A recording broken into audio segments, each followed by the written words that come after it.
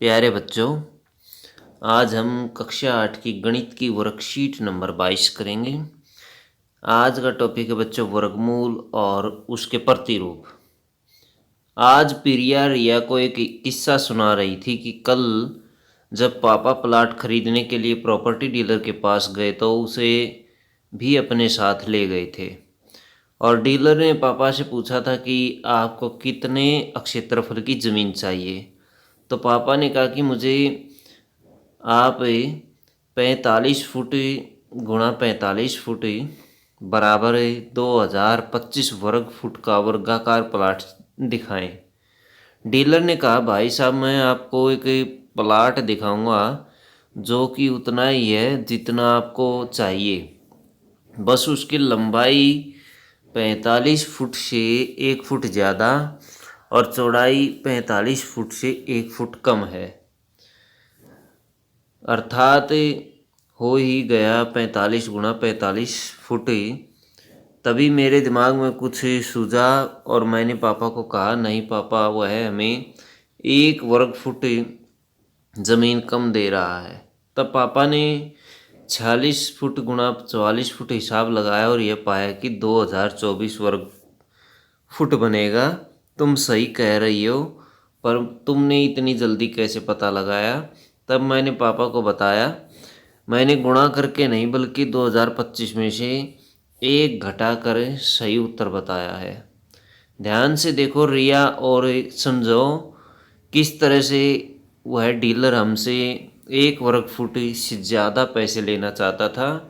पापा का गणना करने का तरीका 45 गुणा 45 2025 वर्ग फुट पहली स्थिति, और दूसरी स्थिति 2024 वर्ग फुट दूसरी स्थिति में 1 वर्ग फुट कम।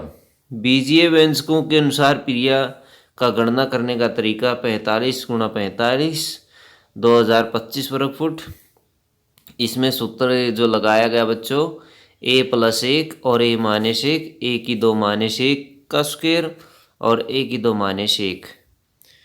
46 गुणा 44 फुट 45 का वर्ग -1 2025 -1 करने पर हमें मिलता है 2024 वर्ग फुट।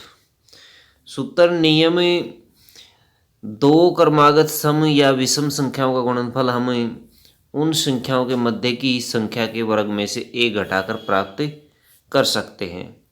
आओ कुछ प्रश्न हल करें। 1999 गुणा 2000 बच्चों, ये कैसे हल करेंगे? हम इसको लिखेंगे, इन दोनों के बीच की संख्या जो है वो 2000 है, तो इसको लिखेंगे 2000 माइनस 1, और 2000 माइनस 1 2000 का वर्ग करने पर हमें मिलेगा ये संख्या हमें मिलेगी, और इसमें से एक घटाएंगे हम तो हमें मिलेगा ये वाली संख्या हमें मिल जाएगी, ये वाली संख्या हमें प्राप्त हो जाएगी बच्चों। दूसरा क्वेश्चन देखिए 24 गुणा में 26, 24 को 26 से गुणा यानी इन दोनों के बीच की संख्या है 25, 25 का स्क्वायर -1 हो जाएगा। दोनों के बीच की संख्या का वर्ग करें और उसमें से एक घटाएं। तो बच्चों इसमें क्या करेंगे, 25 का वर्ग जो है वो 625 होता है, और 625 में से एक घटाएंगे तो 624 हमें प्राप्त होगा। 624 इसका आंसर होगा। अब देखिए बच्चों तीसरे क्वेश्चन में 96 गुणा 98 है, इन दोनों के बीच की संख्या 97 है, तो 97 का वर्ग -1, 97 का वर्ग जो है बच्चों वो 9409 -1 होगा, और इसका आंसर जो आएगा वो 9408 आ जाएगा बच्चों।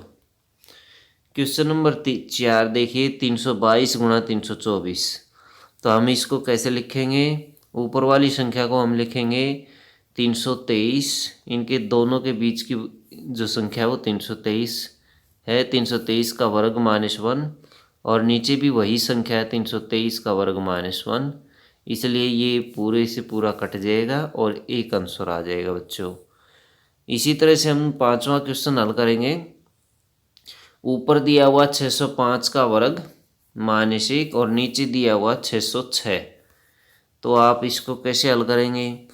इसको हम लिख सकते हैं, कैसे लिखेंगे इसको, 605 का वर्ग है, इसको हम लिख सकते हैं 604 गुणा में 606, यानी 604 और 606 के बीच की जो संख्या होती है 605 होती है, और इनके जो बीच की संख्या का वर्ग करने पर और उसमें से घटाने पर हमें मिलता है सेम। हमने अब की बार उल्टा कर दिया है, 606 से 606 कट जाएगा, इसका आंसर बच्चों 604 आ जाएगा।